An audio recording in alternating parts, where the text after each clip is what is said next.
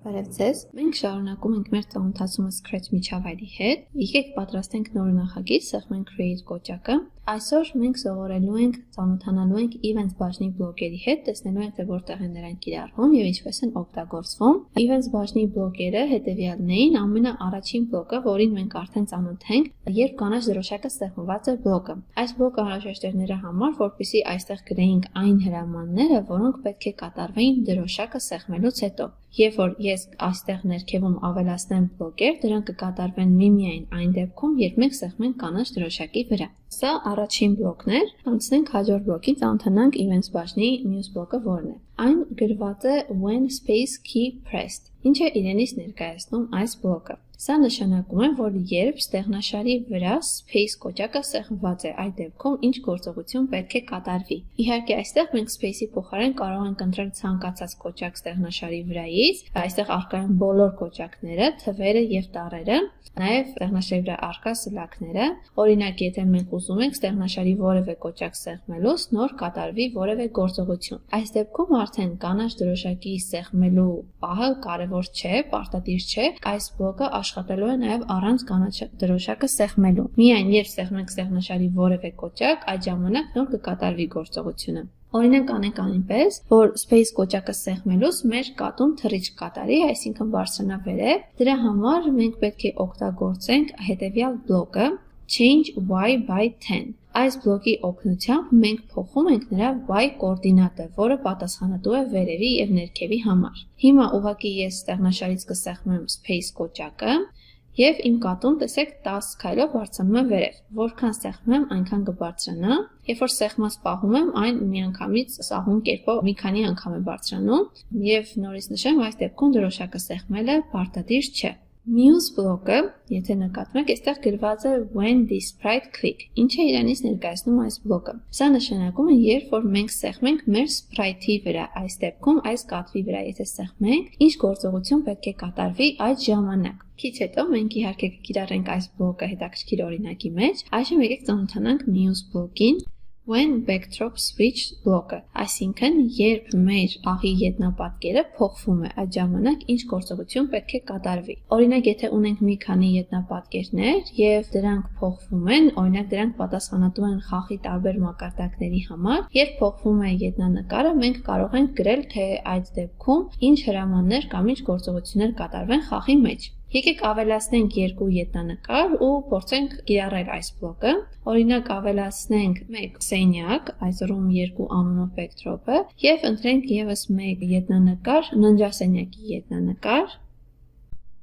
Ահա, այստեղ backdrop բաժնում տեսնում ենք, որ առաջին դատարկ backdrop-ը կա, այն ջնջում ենք, որպեսզի լինեն միայն այս երկու backdrop-ները։ Հիմա անցնենք կոդ բաժինը։ Մենք կարող ենք when backdrop switch բլոկը կիրառել թե այստեղ, թե կիրառել մեր sprite-ի մեջ, ոչ մի տարբերություն, երկու դեպքում էլ այն ճիշտ կաշխատի։ Դնենք այնպես, որ երբ դրոշակը սեղմենք, մեր կատուն փոխի իր առաջի կոստյումը, կրի իր առաջի կոստյումը, իսկ երբ որ մենք կփոխենք ետնապատկերը, այսինքն երբ որ փոխվի ետնապատկերը, այդ ժամանակ նա փոխի իր կոստյումը երկրորդ կոստյումին։ Մենք այստեղ ունեինք երկու ետնապատկեր, room և bedroom, դնենք այնպես, որ երբ փոխվի bedroom-ի, այդ ժամանակ կատուն փոխի իր կոստյումը կոստյում 2-ի։ Հիմա երբ որ սեղմենք դրոշակը, կփոխի կոստյում 1-ը և այդպես կմնա ամբողջ խաղի ընթացքում, քանի որ ետնապատկերը խաղի ընթացքում չի փոփոխվում։ Այդ պատճառով մենք պետք է այստեղ ավելացնենք բլոկեր, որպեսզի խաղի ընթացքում փոխվի ետնապատկերը։ Կարող ենք control բաժնից այստեղ դրոշակի տակ դնել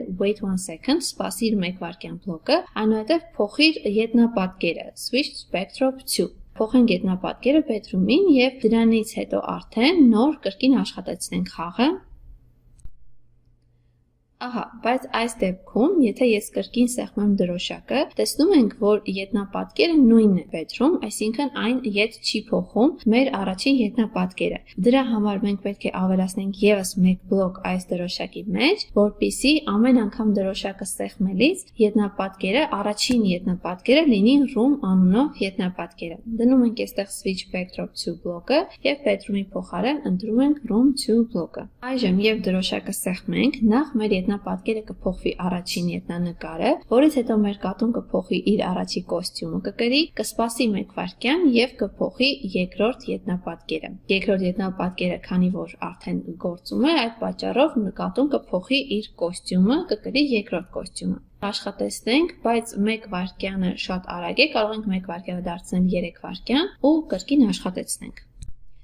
Ամեն ինչ ճիշտ է աշխատում։ Եկեք անցնենք առաջ։ Սպրայթների միջից ընտրենք եւս 1 սպրայթ, կարող ենք ընտրել մեր կատվի մյուս տարբերակը, որը թռչում է։ Այն կոչվում է cut flying, animals բաժնից, այստեղ ընտրենք նրան կանհետացնենք այստեղ ներքևի կոճակներից, սեղմելով այս աչքի նման կոճակի վրա, որի օգնությամբ այն կանհետանա եւ չի երևա խաղի մեջ։ Մենք պատրաստելու ենք փոքրիկ նախագիծ, որ երբ սեղմենք մեր այս քայլող կատու սպրայթի վրա, այն անհետանա եւ նրա փոխարեն կողքին հայտնվի թռչող կատու սպրայթը։ Իսկ երբ որ արդեն անենք հակառակ գործողությունը, սեղմենք թռչող կատվի վրա, թռչող կատուն անհետանա եւ նրա փոխարեն հայտնվի այս քայլող կատու սպրայթը։ Դրա համար մեզ պետք է այստեղ when this sprite clicked կոճակը եւ looks բաժնից վերցնում ենք hide-ը, որը նշանակում է, որ մեր սպրայթի վրա սեղմելուց այս սպրայթը անհետանա։ Բայց բացի անհետանալուց մեզ անհրաժեշտ է, որ դրան զուգահեռ հայտնվի նաև մյուս սպրայթը, cut flying սպրայթը հայտնվի խաղի մեջ։ Այստեղ մեզ անհրաժեշտ է events բաժնից մեկ նոր բլոկ, որը հիմա մենք կծանոթանանք, այն կոչվում է broadcast message։ Broadcast message-ի օգնությամբ մենք կարող ենք ուղարկել հաղորդագրություն։ Այդ հաղորդագրությունը մենք ուղարկում ենք խաղի մեջ առկա բոլոր սպրայթներին, այդ թվում նաև backdrop-ին։ Եվ կարող ենք ասել, թե ինչ գործողություններ կատարեն մյուս սպրայթները այդ հաղորդագրությունը ստանալու ժամանակ։ Մենք կարող ենք փոխել այս հաղորդագրությունը, որտեղ որ գրված է message 1, սեղմելով նրա վրա եւ այստեղ ընտրելով new message տարբերակը։ Այստեղ գրենք որևէ հաղորդագրություն, օրինակ cat fly, որպեսզի իմանանք, որ հիմա պետք է հայտնվի cat fly sprite-ը։ Ստացվեց, որ երբ այս sprite-ի վրա սեղմենք, այն անհետանա եւ ուղարկվի հաղորդագրություն cat fly։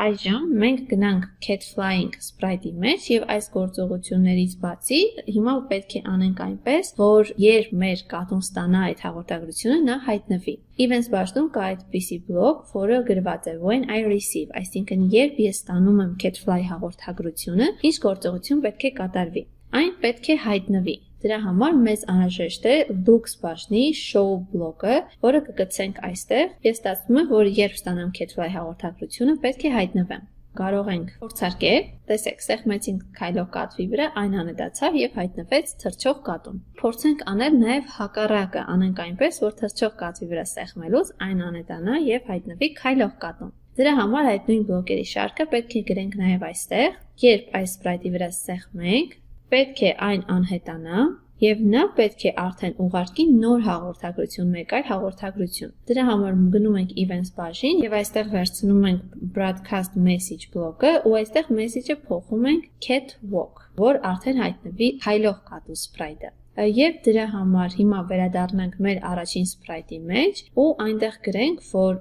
երբ այն կստանա cat walk հաղորդագրությունը, նա հայտնվի։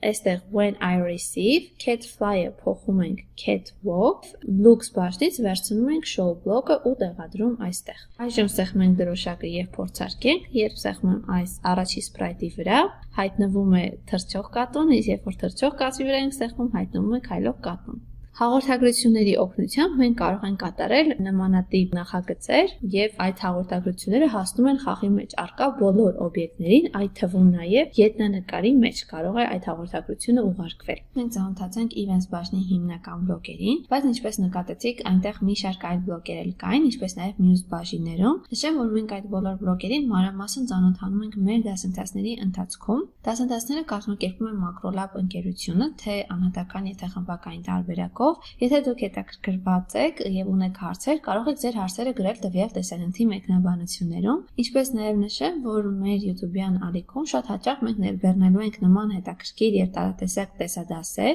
որպեսզի դրանք դուք բաց չթողնեք, խորհուրդ ենք տալիս բաժանորդագրվել մեր YouTube-յան ալիքին, ինչպես նաեւ հավանել մեր տեսադասերը, դա մեզ մոտիվացնում է միշտ հետաքրքիր եւ նոր տեսադասեր ներբեռնելու համար։ Շնորհակալություն այսքանը։